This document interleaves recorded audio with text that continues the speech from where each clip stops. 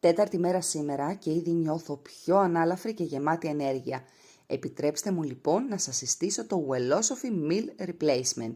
Ένα μείγμα αντικατάστασης γεύματος με υψηλή περιεκτικότητα σε πρωτεΐνες, πηγή φυτικών ινών με βιταμίνες και μέταλλα που είναι απαραίτητα για τον οργανισμό μας. Υπάρχει σε 2 γεύσεις, βανίλια και σοκολάτα.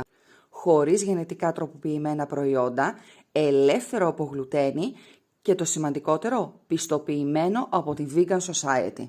Φύγαμε λοιπόν να το ετοιμάσουμε σήμερα μαζί. Μπορούμε να χρησιμοποιήσουμε φρέσκο γάλα γυαλαδινό 1,5% και σε περιόδους νηστείας ή σε περίπτωση δυσανεξίας της λακτόζης χρησιμοποιούμε γάλα σόγιας.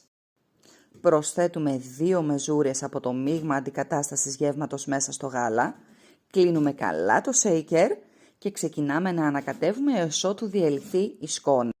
Μπορούμε επίσης να